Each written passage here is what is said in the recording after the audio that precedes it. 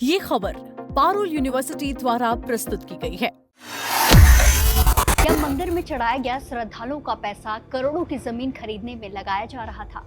क्या भगवान के नाम पर आए चढ़ावे से आलीशान गाड़ियां और इसी के साथ प्रॉपर्टी बनाई जा रही थी?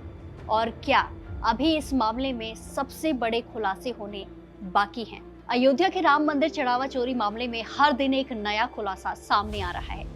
जिस केस ने पूरे देश को हैरान कर दिया था, अब उसकी जांच ऐसे मोड़ पर पहुंच गई है जहां चोरी की रकम के इस्तेमाल की तस्वीर भी धीरे धीरे साफ होती नजर आ रही है। अब तक का सबसे बड़ा खुलासा हुआ है, जहां जांच में सामने आया है कि मुख्य आरोपी अनुकल्प मंदिर के दान पात्रों से चोरी की गई रकम से करीब 2 करोड़ रुपए से 20 बीघा जमीन खरीदने की तैयारी कर रहा था। पुलिस को पूछताछ में ये भी पता चला है कि वो एक नई स्कॉर्पियो खरीदने की योजना भी बना चुका था और कुछ समय पहले ही एक नई स्विफ्ट डिजायर कार भी उसने खरीदी थी। इस मामले में अब तक 8 आरोपियों की गिरफ्तारी हो चुकी है और उनकी संपत्तियों की जांच जारी है और एक्शन देखने को मिल रहे हैं। मुख्य आरोपी अनुकल्प मिश्र चोरी की गई रकम से अपने गांव के पास करीब 20 बीघा जमीन खरीदने वाला था। बताया जा रहा है कि इस जमीन का सौदा लगभग 2 करोड़ रुपए में तय भी हो चुका था, लेकिन इससे पहले की रजिस्ट्री होती पुलिस ने उसे गिरफ्तार कर लिया।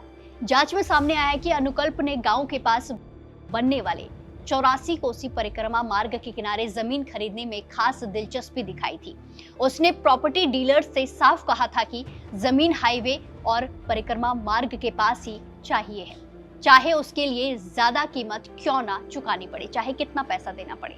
बताया जा रहा है कि अप्रैल महीने में उसने अपने गांव में भागवत कथा का आयोजन भी कराया था। उसी दौरान कई प्रॉपर्टी डीलर्स उससे मिलने भी आए और जमीन के सौदे पर बातचीत शुरू हुई। उसकी कोशिश थी कि पूरी 20 बीघा जमीन एक ही जगह मिल जाए, इसीलिए सौदा तय होने में थोड़ी देरी हो गई, थोड़ा समय लग रहा था। पुलिस पूछताछ में ये भी सामने आया है कि अनुकल्प सिर्फ जमीन ही नहीं खरीदना चाहता था, बल्कि एक नई स्कॉर्पियो लेने की तैयारी भी कर चुका था। जैसा हमने आपको पहले बताया, उसने शोरूम संचालक से जल्द बुकिंग कराने की बात भी कही थी।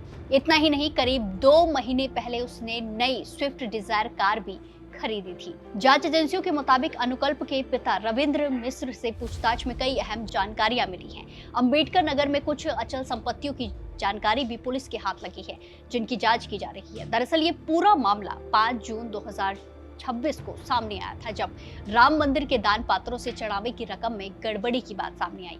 इसके बाद ट्रस्ट ने अतिरिक्त जांच शुरू की। फिर 13 जून को एसआईटी का गठन किया गया और जांच तेज हुई।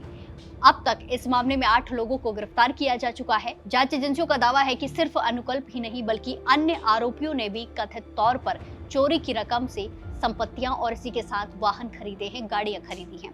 अब पुलिस उन सभी की चल और अचल संपत्तियों का रिकॉर्ड खंगाल रही है, ताकि ये पता लगाया जा सके कि चोरी की रकम आखिर कहां-कहां लगाई गई। इसी बीच इस मामले का एक और अहम पहलू भी चर्चा में बना हुआ है। राम मंदिर ट्रस्ट की बैठक भी होने वाली है, जिसमें ट्रस्ट से जुड़े कुछ प्रमुख पदाधिकारियों को लेकर फैसले नजर आ सकते हैं, फैसले लिए जा सकते हैं। हालांकि जांच अभी जारी है और अंतिम निष्कर्ष जांच पूरी होने के बाद ही सामने आएगा। तो ये मामला इसीलिए भी बेहद गंभीर माना जा रहा है, क्योंकि इसमें आम लोगों की आस्था से जुड़े मंदिर के चढ़ावे की बात है। अगर जांच में ये साबित होता है कि श्रद्धालुओं की ओर से भगवान को अर्पित धन का दुरुपयोग हुआ, तो ये सिर्फ आर्थिक अपराध नहीं, बल्कि लोगों के विश्वास पर भी बड़ा आघात माना जाएगा। फिलहाल पुलिस लगातार सबूत जुटा रही है, आरोपियों से पूछताछ कर रही है और उनकी संपत्तियों की जांच जारी है। आने वाले दिनों में इस मामले में और भी बड़े-बड़े खुलासे हो सकते हैं। अब आप बताइए, अगर जांच में ये आरोप साबित होते हैं तो दोषियों के खिलाफ कैसी कार्रवाई होनी चाहिए? अपनी राय कमेंट्स में जरूर दें और बाकी देश और दुनिया की तमाम बड़ी अपडेट्स के लिए जुड़े रहिए दैनिक जागरण के साथ। नमस्कार।